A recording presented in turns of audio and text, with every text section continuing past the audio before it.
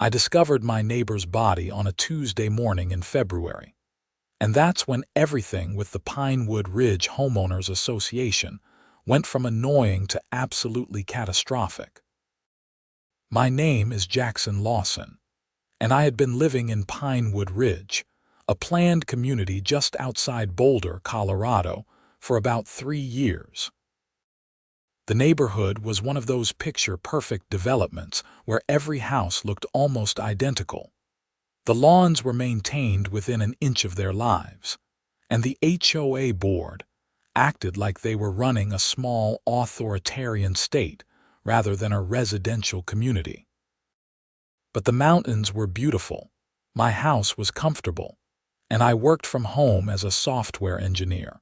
So I figured I could deal with the occasional complaint about my trash, cans being visible from the street, or my mailbox needing a fresh coat of approved paint. The HOA president was a woman named Patricia Montgomery, and she was exactly what you would picture when someone says, HOA Karen.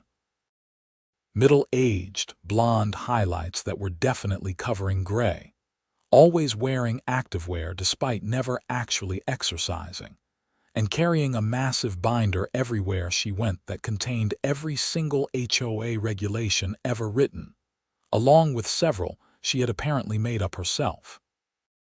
Her two main accomplices on the board were Linda Chen and Robert Davies, but Patricia was clearly the one in charge. The propane tank situation started in January. I had 2 large propane tanks installed on the side of my property the previous fall.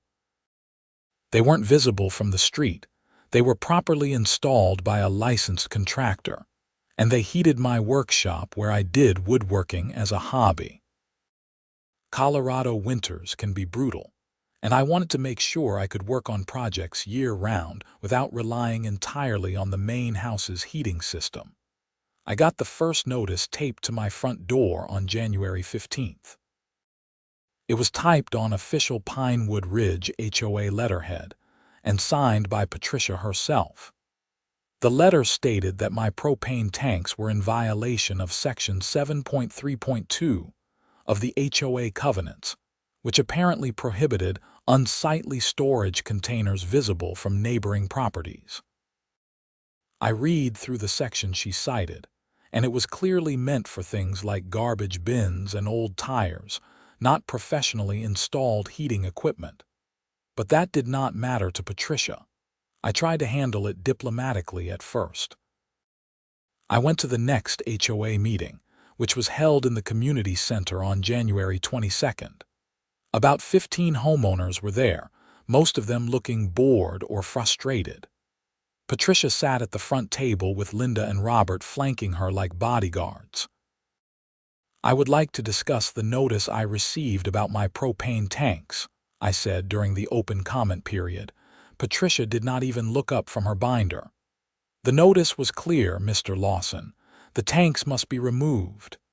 But they are not visible from the street, I explained. They are on the side of my property, behind a fence. The only way you can see them is if you are standing in my backyard or my neighbor's backyard. Mrs. Henderson can see them from her kitchen window, Patricia said, finally looking at me with this condescending smile that made my blood pressure spike. That constitutes visibility from a neighboring property. Mrs. Henderson was Doris Henderson, an elderly woman who lived next door to me. She was in her late 70s, lived alone, and had always been perfectly pleasant to me. I could not imagine she had complained about the tanks. Has Mrs. Henderson filed a formal complaint? I asked. That's confidential, Patricia replied quickly. Too quickly. I would just like to understand the issue, I pressed. The tanks are necessary for heating my workshop. They were installed by a licensed contractor with all proper permits from the county. County permits are irrelevant, Robert chimed in. He was a heavyset man in his 50s who worked in insurance and seemed to enjoy wielding the tiny amount of power the HOA gave him. The HOA covenants supersede county regulations on aesthetic matters. That was not actually true, but I did not want to start a legal argument in the middle of a community meeting. "What would you suggest as an alternative?" I asked, trying to stay calm. "Remove the tanks," Patricia said flatly. "If you need heat for your workshop, run a line from your main house heating system or use electric heaters. That's not practical or cost-effective for a space that size," I said. "Then perhaps you should reconsider the necessity of your workshop activities," Patricia replied, and I could hear the dismissiveness in her voice.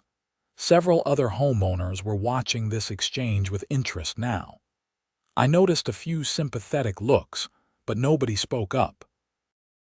That was the thing about HOA meetings. Everyone had their own battles they were fighting, and nobody wanted to make themselves a target by supporting someone else.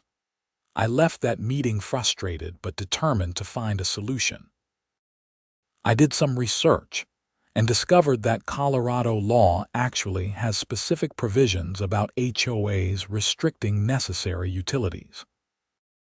I drafted a detailed letter citing the relevant statutes and explaining why the propane tanks qualified as necessary heating equipment rather than decorative storage containers. I sent it via certified mail to the HOA board on January 28th.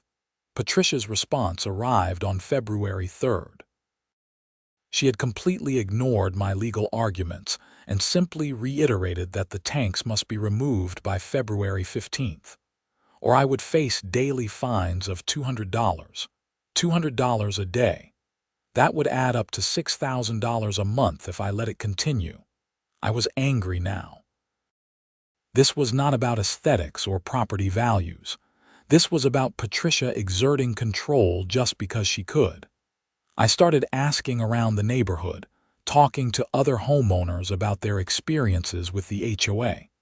What I discovered was disturbing. Patricia had been HOA president for 6 years, and during that time, she had systematically targeted homeowners who did not fall in line with her vision for the community. The family 3 streets over who wanted to paint their house a slightly different shade of beige than the approved color palette, fined into compliance. The couple who installed solar panels without explicit HOA approval, even though they had county permits, forced to remove them after months of legal harassment. The single dad who worked nights and sometimes did not bring his trash cans in within the 24-hour window after pickup. Fined so many times he eventually just sold his house and moved. But here is where it got interesting. During my conversations with neighbors, someone mentioned that the community center, the building where we held HOA meetings, had a backup heating system that ran on propane. The main system was natural gas from the city line, but there was a backup system for emergencies that used large propane tanks stored behind the building. I decided to do some investigating. On February 9th, I walked over to the community center and around to the back of the building. Sure enough, there were 4 massive propane tanks, each one significantly larger than my 2 tanks. They were behind a wooden fence that was falling apart, paint peeling. One section completely collapsed so the tanks were fully visible from the parking lot. I took photos. Lots of photos. From every angle, with timestamps. Then I did something that probably was not entirely ethical but felt completely justified. I called the county building inspector's office and asked about the regulations for commercial propane installations. I explained that I was concerned about a large propane system in a public building and wondered if they could check whether it was up to code. The inspector's name was Tom Martinez, and he sounded immediately interested. "What's the address?" he asked. I gave him the community center's address on Pinewood Ridge Boulevard. "We will send someone out this week," he said. The next day, February 10th, was when I found Mrs. Henderson. I had been meaning to talk to her about the propane tank complaint situation. I wanted to hear directly from her whether she had actually complained or if Patricia had manufactured the grievance. It was around 9 in the morning when I walked over to her house and knocked on the door. No answer. Her car was in the driveway, which was unusual. She normally went to the senior center every Tuesday morning for a book club. I knocked again, louder this time. Still nothing. I had a weird feeling in my gut. Mrs. Henderson had given me a spare key to her house last year after she locked herself out and I helped her call a locksmith. She said I should keep it in case of emergencies. I went back to my house, got the key, and returned. "Mrs. Henderson," I called out as I opened the door. "It's Jackson from next door. I am coming in to check on you." The house was cold. Unusually cold. I could see my breath in the air. I found her in her bedroom, still in bed, covered with what looked like every blanket she owned. She was not moving. I knew immediately that she was dead, but I called 911 anyway. My hands were shaking as I gave the dispatcher the address and explained the situation. The ambulance arrived within 10 minutes, followed shortly by police. The paramedics confirmed what I already knew: Doris Henderson had died, probably sometime during the night. A police officer named Sarah Klein took my statement.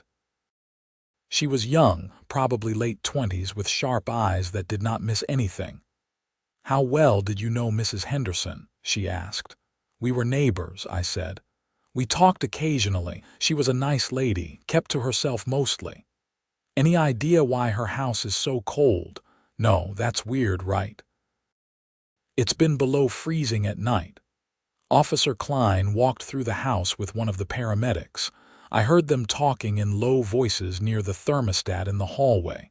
When Klein came back, she had a notebook out. "The thermostat is set to 68 degrees, she said. "But the actual temperature in here is about 42 degrees. Looks like her heating system failed." My stomach dropped. "When?" "Hard to say without an investigation. Could have been a gradual failure or sudden. The medical examiner will have to determine cause of death, but hypothermia is a strong possibility for someone her age in these conditions." I thought about Mrs. Henderson wrapped in all those blankets, trying to stay warm, too proud or too confused to call for help. It made me sick. "She lived alone?" Klein asked. "Yes. I think she has a daughter in California, but I have never met her."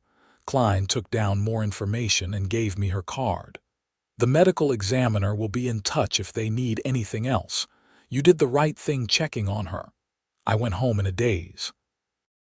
I could not stop thinking about Mrs. Henderson dying alone in the cold.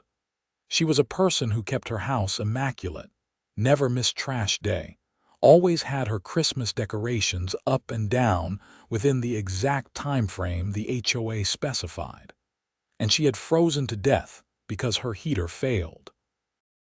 Over the next few days, the neighborhood buzzed with news of Mrs. Henderson's death. Patricia sent out one of her official emails expressing the board's condolences and noting that there would be a memorial service at the community center the following week. The email was weirdly formal and impersonal, like she was announcing a scheduled maintenance rather than a neighbor's death. February 15th arrived, which was the deadline Patricia had given me to remove my propane tanks. I had made a decision. I was going to comply with her ridiculous demand, but I was going to make absolutely sure everyone knew what I was doing and why. I called my propane supplier that morning. "I need you to come remove my tanks," I said. "Both of them."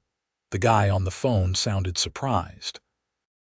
"You just had them installed 4 months ago." "HOA issues," I explained. "Ah," he understood immediately. "Everyone who lives in an HOA community has stories.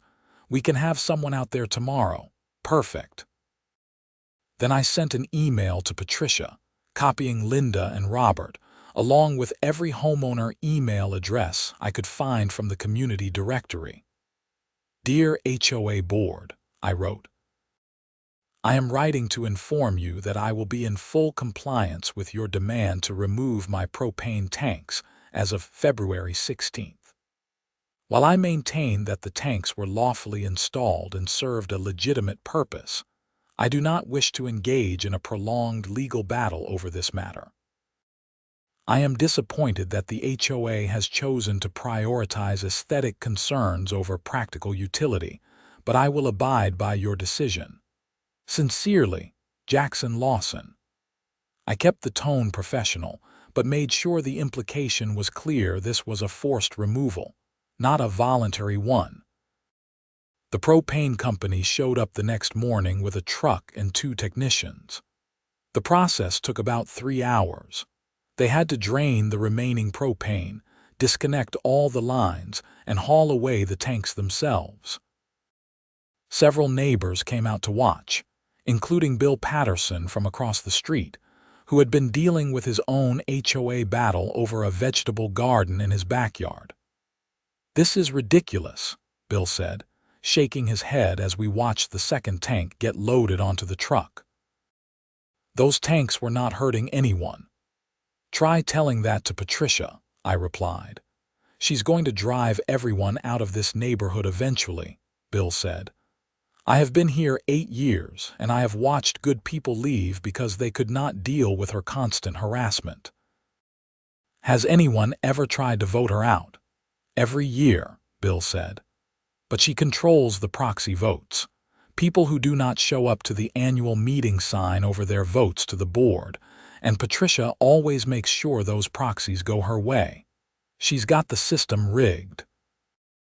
I thought about that as the propane truck drove away.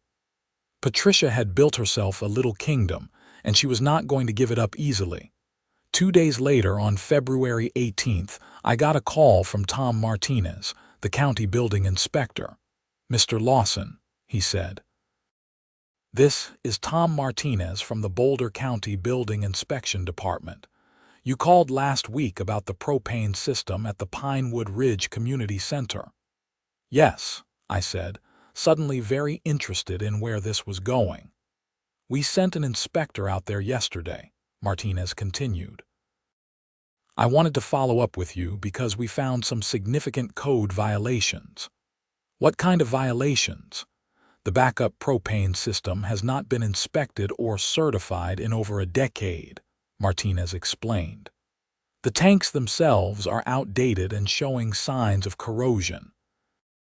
The installation does not meet current fire safety codes. The ventilation system is inadequate.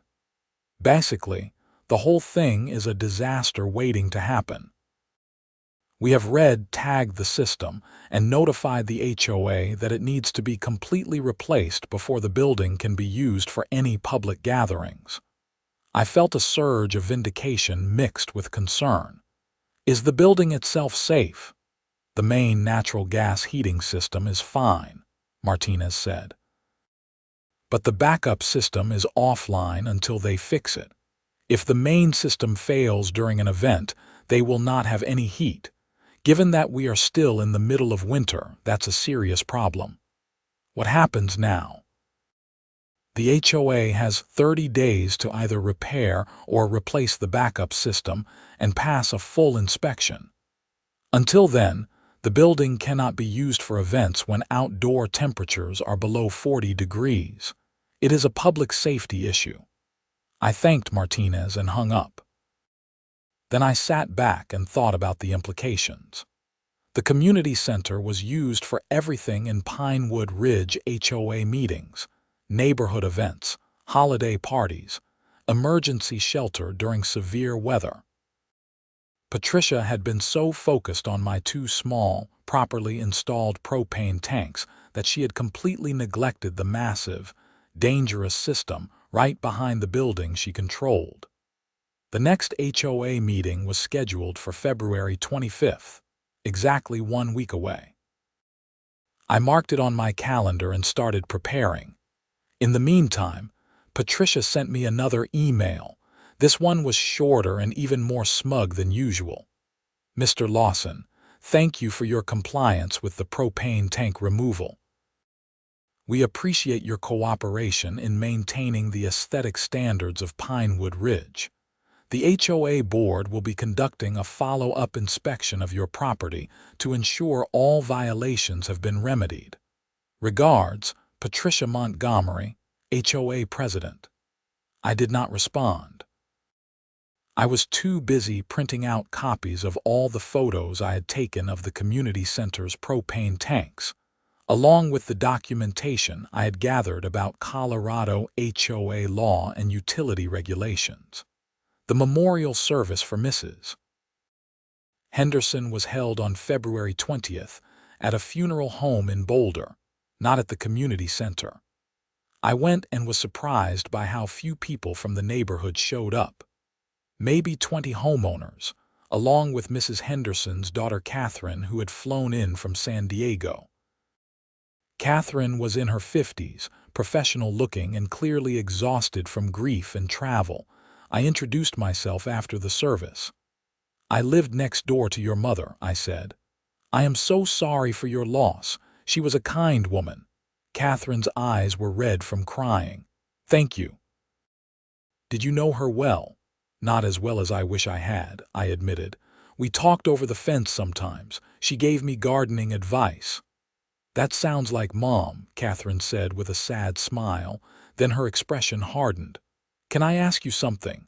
Did you know her heating system was broken?"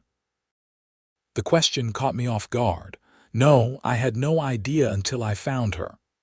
"The police told me she probably died from hypothermia," Catherine said, her voice shaking. "Her furnace had been broken for at least a week, maybe longer. Why did not she call someone?" "I do not know," I said honestly. Maybe she did not realize how serious it was. Or maybe she was worried about the cost of repairs. "She should not have been worried about money," Catherine said. "I sent her money every month to help with expenses, but the police said there were some unopened bills on her kitchen table, including one from the HOA. My blood ran cold. "What kind of bill?" "Something about fines," Catherine said. "I have not gone through all her papers yet. The police said I could collect her belongings once the medical examiner finishes the autopsy. I am flying back tomorrow and will return next week to deal with the house." I gave Catherine my contact information and told her to call me if she needed anything. As I drove home from the funeral, I could not shake the feeling that Mrs. Henderson's death and the HOA were connected somehow. That evening, I did something I probably should not have done. I went over to Mrs. Henderson's house. Catherine had told me the police had finished their investigation and the house was locked but otherwise accessible. I still had the spare key. I told myself I was just checking to make sure the house was secure. But really, I wanted to see those unopened bills. The house was even colder now, since nobody had been running any heat at all. I found the stack of mail on the kitchen table where Catherine had mentioned. There were the usual things: credit card offers, a utility bill, a reminder about a dentist appointment that Mrs. Henderson would never keep. And there, near the bottom of the stack, was a letter from the Pinewood Ridge HOA. I opened it. I knew I should not, but I did anyway. It was dated January 20th, 5 days after I had received my first notice about the propane tanks. The letter informed Mrs. Henderson that she was in violation of Section 4.7.1 of the HOA covenants regarding exterior maintenance. Specifically, her front porch light fixture was tarnished and outdated and needed to be replaced with an approved model within 30 days. Failure to comply would result in fines of $100 per day. $100 per day for a light fixture that was slightly tarnished. But that was not even the worst part.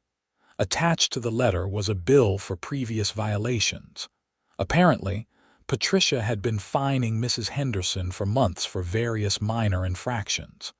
Her mailbox needed repainting. Her front door wreath was not seasonally appropriate in November. Her lawn edging was not maintained to standards. The total amount due was $2,300. $2,300 in fines for a retired woman on a fixed income. I took photos of the letter and the bill with my phone, then carefully put everything back exactly as I had found it. My hands were shaking with anger. Mrs. Henderson had been worried about money because Patricia had been systematically draining her with frivolous fines. And when her furnace broke, she probably could not afford to fix it right away because she was trying to figure out how to pay the HOA. She had died because of Patricia's petty tyranny. I left Mrs. Henderson's house and went straight home. I needed to think carefully about my next move. This was not just about propane tanks anymore. This was about a pattern of abuse and potentially criminal negligence. The next morning, I called Officer Sarah Klein, the cop who had responded when I found Mrs. Henderson. "Officer Klein, this is Jackson Lawson. I was the one who found Doris Henderson last week." "I remember," Klein said. "What can I do for you?" "I think there is more to Mrs. Henderson's death than a simple furnace failure," I said. "I think the HOA president may have contributed to the circumstances that led to her death." There was a pause. "That's a serious accusation. What do you have?" I explained about the fines, the letters, the financial pressure Patricia had been putting on Mrs. Henderson. I sent Klein the photos I had taken of the documents. "I will look into it," Klein said. "But I need to be honest with you, even if the HOA was fining her unfairly, that does not necessarily constitute criminal negligence or wrongful death. It would be very difficult to prove a direct causal link. What if she could not afford to fix her furnace because of those fines?" "Still not necessarily a crime," Klein said. "It would be civil liability at best. But like I said, I will look into it. The medical examiner has not released the final autopsy report yet. Once we know the official cause of death, we will have a better sense of whether there is anything criminal here." I thanked her and hung up, frustrated. I understood what Klein was saying. Proving that Patricia's actions had directly caused Mrs. Henderson's death would be almost impossible. But morally, I knew what had happened. Patricia had harassed a vulnerable elderly woman to the point where she could not afford basic home maintenance. The HOA meeting on February 25th was packed. Word had gotten around about the community center's failed inspection, and people wanted answers. I arrived 15 minutes early and still barely got a seat. Patricia sat at the front table with her binder, looking more nervous than I had ever seen her. Linda and Robert flanked her as usual, but they both looked uncomfortable. Patricia called the meeting to order at 7 sharp. "Before we begin with regular business, I want to address the rumors that have been circulating about the community center," she said. "Yes, the county inspector found some minor issues with the backup heating system. We are working to resolve those issues as quickly as possible." Minor issues. A man in the back stood up. I recognized him as David Brennan, who lived on the north side of the development. "I heard the whole system was red tagged. That does not sound minor." Patricia's jaw tightened. "The inspector was being overly cautious. The backup system is rarely used. But it needs to be functional for the building to pass inspection, right?" David pressed. "We are handling it," Patricia said curtly. "How much is it going to cost?" Another voice called out. "That's still being determined," Linda Chen spoke up. "We have requested bids from several contractors." "And where's the money coming from?" someone else asked. "Are our HOA fees going up?" The room erupted in overlapping conversations. Patricia banged her gavel. She actually had a gavel, trying to restore order. "We will discuss finances in the appropriate portion of the meeting," Patricia said loudly. "Now, let us move on to homeowner concerns." I raised my hand. Patricia saw me but deliberately looked away, calling on someone else first. But I kept my hand up through 3 other homeowners' questions about landscaping and parking rules. Finally, she could not ignore me anymore. "Yes, Mr. Lawson." The hostility in her voice was barely concealed. I stood up. "I wanted to thank the board for allowing me to remove my propane tanks in compliance with your directive," I said, keeping my tone neutral. "I also wanted to bring something to the community's attention." I pulled out the photos I had printed and started passing them around the room. "These photos show the propane tanks behind the community center," I continued. "As you can see, they are significantly larger than the tanks I was required to remove from my property.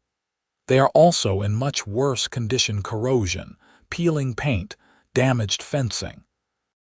And according to the county inspector, they have not been properly maintained or inspected in over 10 years. The room went silent. People were passing around the photos, examining them with growing interest. Patricia's face had gone red. "That is completely different," she said.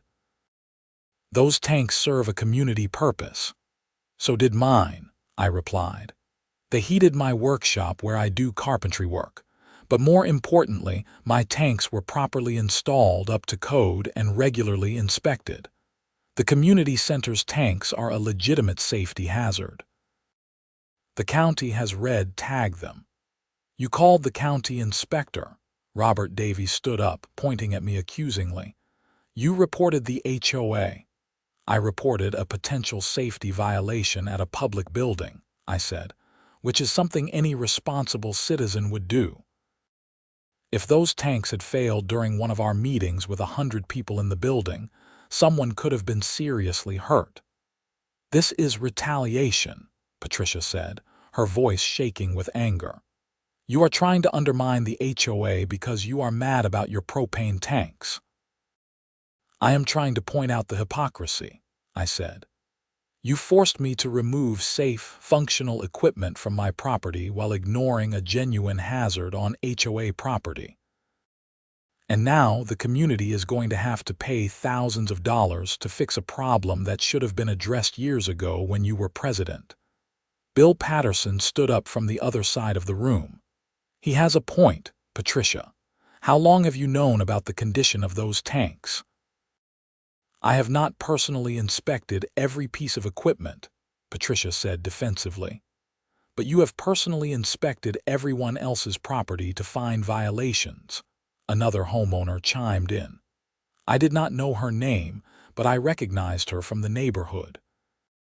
"You can tell me within 5 minutes if my mailbox is the wrong shade of black, but you did not notice 4 giant corroded propane tanks behind the building where we all meet." The room erupted again, this time with people directing their frustration at the board. Patricia tried to regain control, but she had lost the room. "We will have a full financial report at next month's meeting," Linda Chen said, raising her voice to be heard over the chaos, "along with a plan for addressing the propane system." "What about Mrs. Henderson?" I said loudly. The room went quiet again. "What about her?" Patricia asked, her voice icy. "She died 2 weeks ago," I said, "in her home, from hypothermia because her furnace failed, and I know for a fact that she was under significant financial stress because of HOA fines. Fines for trivial violations like a tarnished light fixture." "That is a private matter," Patricia said quickly. "She's dead," I said. "And you were fining her $100 a day for a light fixture while she was struggling to afford basic home repairs. How is that acceptable?" Patricia stood up so quickly her chair fell over backward. "This meeting is adjourned," she announced. "You cannot just adjourn because you do not like the questions," David Brennan called out, but Patricia was already gathering her binder and heading for the door. Linda and Robert scrambled to follow her. The room dissolved into animated conversations. Several people came up to me, thanking me for speaking up. Others wanted to know more about Mrs. Henderson. Bill Patterson clapped me on the shoulder. "You just made yourself a permanent enemy," he said. "Patricia will come after you with everything she has got now." "Let her try," I said. I am done being intimidated by her. Over the next week, I learned exactly what Bill meant. Patricia launched a campaign of harassment that was remarkable in its petness. I received violation notices for my grass being a quarter-inch too long, for leaving my garage door open during the day while I was working in my workshop, for parking my car in my own driveway at an angle that was apparently not parallel enough to the curb. Each violation came with a threat of fines. I documented everything. I took photos, kept copies of every letter, noted the dates and times. I also started talking to a lawyer. Her name was Michelle Brenner, no relation to David Brennan, and she specialized in HOA law. I found her through an online search and read reviews from other homeowners who had successfully fought back against overzealous HOA boards. "This is a clear pattern of harassment," Michelle said when I met with her in her office in downtown Boulder on March 2nd.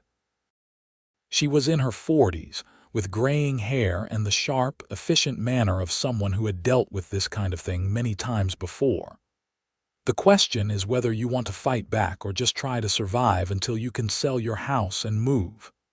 "I want to fight back," I said. "Not just for me, for Mrs. Henderson and everyone else Patricia has targeted."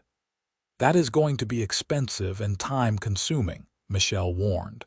"HOA litigation can drag on for years." "What are our chances of winning?" "Depends on what we are trying to win," Michelle said. "If you want to get the harassment to stop, that is relatively straightforward.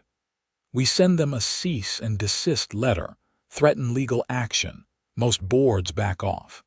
If you want to go after them for the wrongful fines and try to get your money back, that is harder but doable.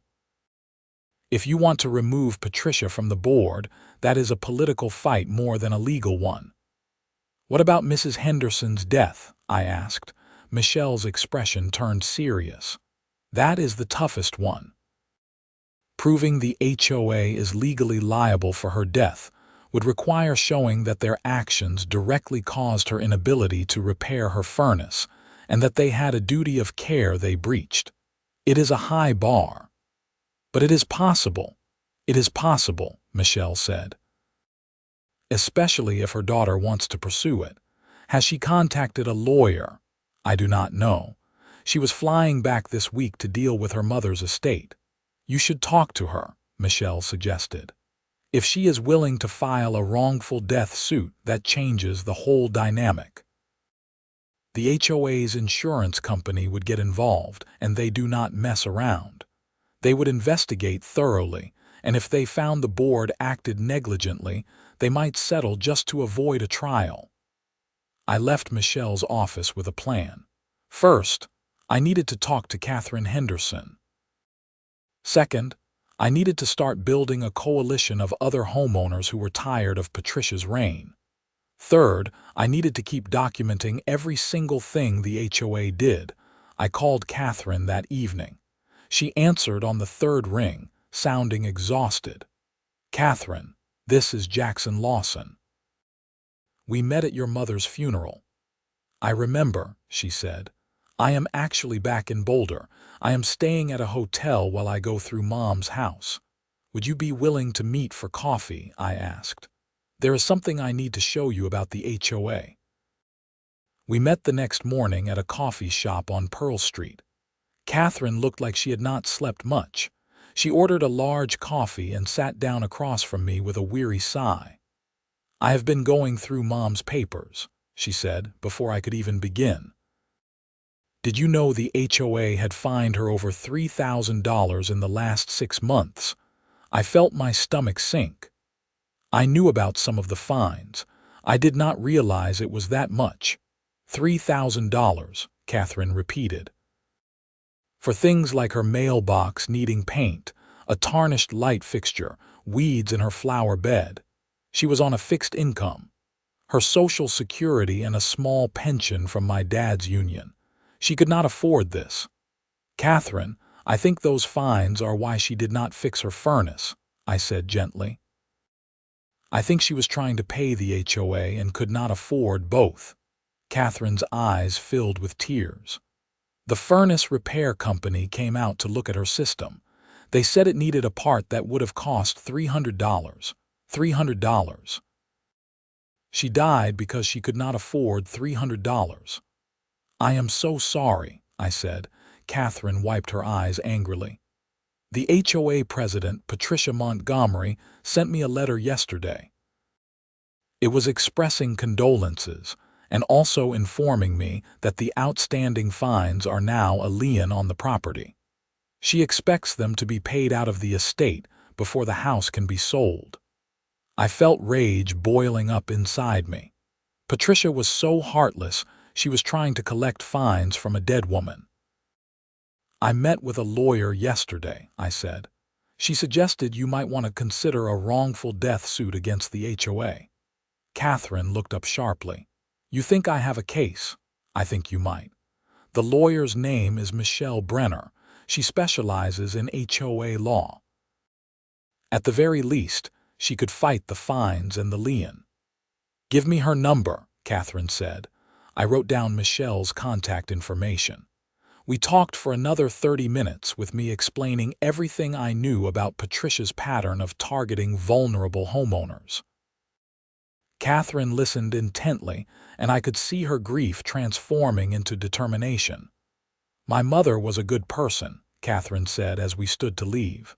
She kept her house nice. She followed the rules. She did not deserve to die alone and cold because some power-hungry woman needed to feel important. No, she did not, I agreed. Catherine contacted Michelle that day. Within a week, Michelle had filed a wrongful death lawsuit against the Pinewood Ridge HOA on Catherine's behalf. The suit alleged that the HOA board, specifically Patricia Montgomery, had engaged in systematic harassment and excessive fining that directly contributed to Doris Henderson's inability to afford necessary home repairs, leading to her death from hypothermia. The lawsuit hit the neighborhood like a bomb going off. The local news picked up the story. A reporter from the Boulder Daily Camera called me for comment, and I told her everything. The story ran on March 10th with the headline HOA president sued over fining practices after homeowner's death. Suddenly, everyone was paying attention. The news story detailed Patricia's history of aggressive enforcement, the condition of the community center's propane tanks, and the circumstances of Mrs. Henderson's death. Other homeowners started coming forward with their own stories of harassment and excessive fines. The HOA board held an emergency meeting on March 12th. This one was even more packed than the last meeting. There were news cameras outside the community center, which was ironic since the building still had not passed its propane system inspection. Patricia looked haggard. For the first time since I had known her, she was not wearing activewear. She had on an actual business suit, probably on advice from a lawyer. The board has been made aware of the lawsuit filed by Catherine Henderson, Patricia said stiffly. On advice of counsel, we cannot comment on pending litigation. Can you comment on why you were fining an elderly woman on a fixed income thousands of dollars for minor violations? Someone shouted. All fines are assessed according to the HOA covenants, Patricia replied. Can you comment on why the community center's propane system was allowed to fall into disrepair while you were harassing homeowners over mailbox paint? Another voice called out. Patricia's face flushed red. The maintenance issues at the community center are being addressed. With whose money? David Brennan stood up. I have been reviewing the HOA financial statements. We have over $40,000 in our reserve fund that is supposed to be for major repairs and maintenance. Where did that money go? The room went silent. Everyone was looking at Patricia. The reserve fund has been used for various community improvements, Patricia said vaguely. Like what? David pressed. Because the pool still has not been resurfaced like we were promised. The playground equipment is falling apart. And apparently, our backup heating system is a decade overdue for maintenance. So where did $40,000 go? This is not the appropriate forum for a financial audit, Robert Davies interjected. Then what is the appropriate forum? I asked, standing up. Because the HOA members have a right to know how their money is being spent. We will provide a full financial report at the next regular meeting, Linda Chen said, and for the first time, she sounded uncertain rather than supportive of Patricia. I move that we hold a special election for new board members, Bill Patterson announced. According to our bylaws, 15% of homeowners can petition for a special election. I will be circulating a petition starting tomorrow. The room erupted in applause. Patricia banged her gavel, but nobody was paying attention to her anymore. Homeowners were standing up, talking to each other, signing Bill's petition on the spot even though he had not even printed it yet. I watched Patricia's face as her control crumbled. She looked around the room with something between panic and fury, realizing she had lost the support of the community. The meeting fell apart after that. Patricia tried to maintain order, but it was pointless. People were leaving, clustering in groups in the parking lot, sharing stories and contact information. Bill caught up with me as I was walking to my car. "I am going to need your help with this," he said.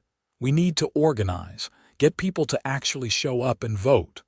"I am in," I said. "Whatever you need."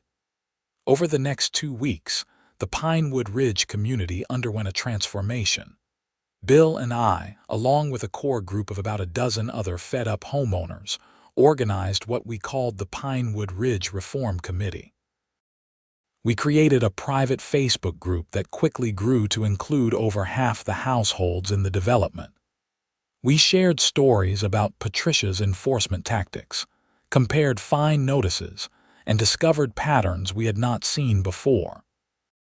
It turned out Patricia had been specifically targeting homeowners who questioned her authority or did not vote for her in elections.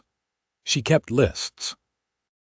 We found out because Linda Chen, apparently having an attack of conscience, leaked documents to David Brennan showing that Patricia maintained a spreadsheet of problem homeowners who received extra scrutiny during property inspections.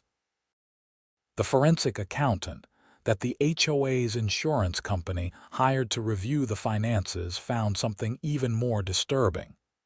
Patricia had been using HOA funds for personal expenses. Not huge amounts, but a steady trickle over the years. Dinners at nice restaurants that were billed as board meetings, but only Patricia attended. A new laptop that was supposedly for HOA records, but was never turned over when requested. Landscaping work at her own house that was billed to the HOA as common area maintenance. In total, the accountant estimated Patricia had misappropriated about $15,000 over 6 years. That alone was not enough to wipe out the reserve fund, but combined with her failure to maintain the community center's systems and her tendency to spend money on superficial improvements rather than necessary infrastructure, it added up to financial mismanagement that bordered on criminal. On March 26th, the Boulder County District Attorney's Office announced they were opening an investigation into the Pinewood Ridge HOA's finances. The DA's spokesperson said they were looking at potential charges of theft, embezzlement, and official misconduct. Patricia resigned as HOA president the next day. Her resignation letter was brief and bitter, claiming she was stepping down due to health concerns and the toxic environment created by certain malicious homeowners. She did not apologize or take responsibility for anything. Linda Chen and Robert Davies also resigned from the board. An emergency election was scheduled for April 15th to fill all 3 positions. In the meantime, the HOA's insurance company took over managing the community center repairs. They hired a reputable contractor who gave an estimate of $62,000 to completely replace the backup propane system and bring everything up to current code. The insurance company agreed to cover half of that cost, with the remaining $31,000 coming from what was left of the HOA reserve fund, and a special assessment split among all homeowners. I ended up paying about $250 as my share of the assessment, which was annoying but felt like justice in a weird way. We were all collectively paying for Patricia's years of neglect. The wrongful death lawsuit was moving forward. Michelle Brenner told Catherine and me that the HOA's insurance company had made an initial settlement offer, but Catherine rejected it. She did not want money, she wanted accountability. The case was scheduled for trial in September, but then something unexpected happened. Officer Sarah Klein called me on April 3rd. "Mr. Lawson, I wanted to give you an update on the investigation into Mrs. Henderson's death," she said. "I thought that was closed," I said. "The medical examiner had ruled the death as accidental hypothermia weeks ago." "The me ruling stands," Klein explained, "but we have been looking into the broader circumstances. Our investigation found evidence that Patricia Montgomery may have committed fraud and elder abuse." Elder abuse. Colorado has laws protecting vulnerable adults from financial exploitation, Klein said. "Based on the documentation we have reviewed, including the leaked spreadsheets showing Miss Montgomery specifically targeted elderly homeowners for fines, the DA believes there is enough evidence to bring charges." "Are you serious?" "Very serious. Miss Montgomery is being charged with theft, fraud, and exploitation of an at-risk elder. If convicted, she is looking at significant prison time." I sat down heavily on my couch. I had wanted Patricia held accountable, but I had not expected criminal charges. "There is more," Klein continued. "We also found evidence that Miss Montgomery falsified inspection reports. The documents she kept claiming Mrs. Henderson's property was in violation were dated and signed, but the violations listed did not match the photographic evidence we found on her phone. She was making things up to justify fines. That's fraud, right? That's fraud. And when it is done to exploit elderly or disabled people, it is a felony in Colorado." Patricia Montgomery was arrested on April 7th. The booking photo that circulated through the neighborhood Facebook groups showed a woman who looked nothing like the imperious HOA president we had all known. She looked small and afraid and much older than her 53 years. The criminal trial was scheduled for July. Michelle Brenner told Catherine that the criminal case would actually strengthen the civil lawsuit, since Patricia's conviction would establish the facts of her misconduct. The special HOA election on April 15th was almost anticlimactic after everything that had happened. Bill Patterson ran for president along with 2 other candidates. I did not run myself. I had no desire to be part of HOA politics, but I voted for Bill and encouraged everyone else to do the same. Bill won by a landslide. 2 other reform-minded homeowners, Jennifer Ortiz and Marcus Franklin, were elected to join him on the board. Their first action was to pass a resolution apologizing to all homeowners who had been excessively fined during Patricia's tenure, and offering to refund fines that were deemed unjustified. I got a check for $800, representing refunds for the various petty violations Patricia had cited me for in her final weeks as president. I donated it to a local charity that helped elderly people with home repairs. The new board also passed comprehensive reforms to the fine system, including a 3-strike warning system before fines could be assessed, mandatory review of all fines over $100, and a cap on total fines of $500 per year per household for non-safety violations. They hired a professional property management company to handle day-to-day operations, taking that power away from the volunteer board members. The community center's propane system was replaced in May. The new system was state-of-the-art, with automatic monitoring and remote alerts if anything went wrong. It was overkill for our needs, but the insurance company insisted after the catastrophic failure of the previous system. Patricia's criminal trial began on July 14th. I attended several days of testimony along with Catherine, Bill, and a few other homeowners. The prosecution laid out a detailed case showing how Patricia had systematically exploited her position for personal gain and specifically targeted vulnerable homeowners. The most damning evidence came from Patricia's own records. The spreadsheets Linda Chen had leaked showed clear patterns of discrimination and targeted enforcement. Text messages between Patricia and Robert Davies revealed they had joked about shaking down homeowners for fines and had discussed how much money they could extract before people started fighting back. Patricia's defense attorney tried to argue that she had genuinely believed she was enforcing the HOA rules as written, and that any financial benefit was incidental. But the prosecution showed that Patricia had violated her fiduciary duty as HOA president by using funds for personal benefit and by deliberately falsifying violation reports to justify fines. The jury deliberated for just 6 hours before returning guilty verdicts on all counts: 3 counts of theft, 2 counts of fraud, and 1 count of exploitation of an at-risk elder related specifically to Doris Henderson. Patricia was sentenced on August 2nd. The judge gave her 4 years in state prison, followed by 5 years of probation.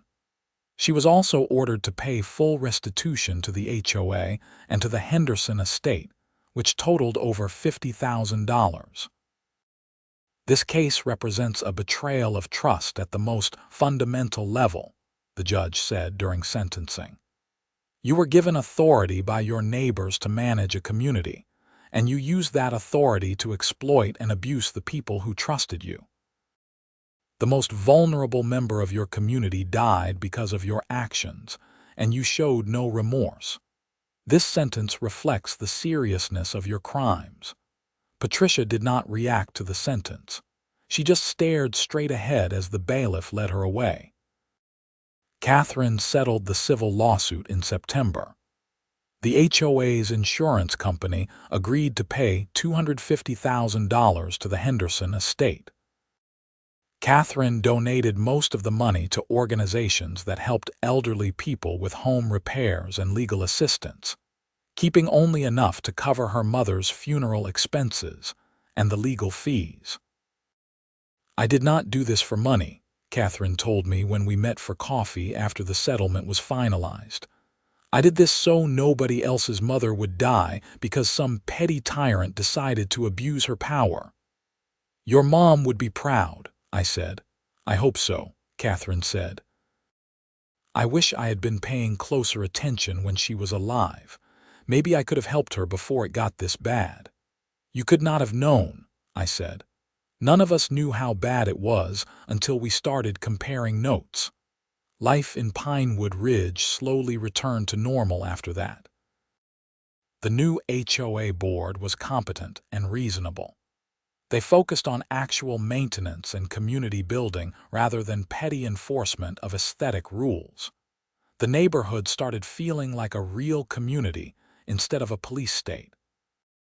I rebuilt my workshop's heating system, this time using a combination of electric and a single small propane tank that was properly enclosed and certified.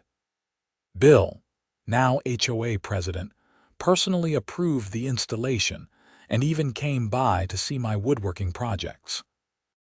You should teach a class, Bill suggested. We could offer it at the community center. Get people actually using that building for something positive. I started teaching basic woodworking classes on Saturday mornings.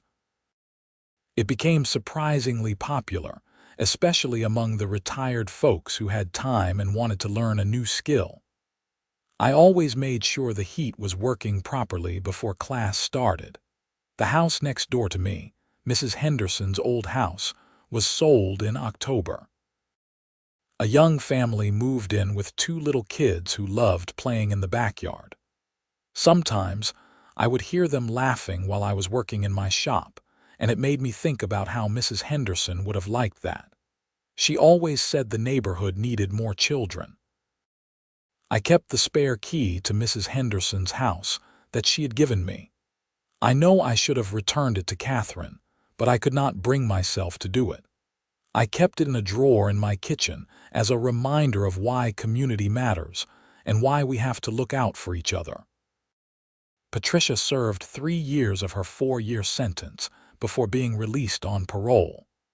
I heard through the neighborhood grapevine that she moved to Arizona after her release, living with a sister. She was not allowed to serve on any HOA board as a condition of her probation. Robert Davies was never charged criminally, but he did face a civil lawsuit from several homeowners and ended up settling out of court. He also moved away, somewhere in Texas, I think. Linda Chen stayed in the neighborhood but kept a very low profile. She apologized publicly at an HOA meeting about 6 months after everything happened, admitting she should have stood up to Patricia earlier. As for me, I am still in my house in Pinewood Ridge. I still do my woodworking in my shop, heated by my properly permitted propane tank. I still attend HOA meetings, though they are much less dramatic now. Mostly we talk about landscaping schedules and when to resurface the pool. But I never forget what happened. I never forget how a small amount of unchecked power in the wrong hands can destroy lives. I never forget Doris Henderson, who should have lived many more years but died cold and alone because someone chose enforcement over compassion. The new HOA board created a memorial garden near the community center entrance. It is dedicated to Mrs. Henderson, with a plaque that reads, "In memory of Doris Henderson, who reminds us that community means caring for our neighbors." Catherine came back for the dedication ceremony, and we planted roses together, Mrs. Henderson's favorite flower. Every time I drive past that garden, I remember why I spoke up. I remember why Bill started the petition. I remember why Catherine fought for justice instead of just taking the insurance money and walking away. We did it because someone had to. We did it because communities are built on trust and mutual respect, not fear and intimidation. The propane tanks that started this whole mess are long gone now. But the lessons remain. Sometimes the smallest violation of principle reveals the largest corruption. Sometimes the most petty tyranny masks the most serious crimes. And sometimes, when you stand up to a bully, even if it is just about propane tanks, you discover you are not standing alone. The Colorado winter came around again, just like it does every year. This time, everyone's heating systems were working properly. This time, nobody was being fined into poverty. This time, the community center had a backup heating system that actually functioned and was properly maintained. And this time, when I walked out to check my mail on a cold February morning, I did not find any violation notices taped to my door. Just a newsletter from the HOA reminding everyone about the upcoming community potluck and suggesting we check on our elderly neighbors during the cold snap. That is how it should be. That is what a community is supposed to be. It took a death, a lawsuit, criminal charges, and the complete upheaval of our neighborhood's power structure to get there, but we made it. And I like to think Mrs. Henderson would approve.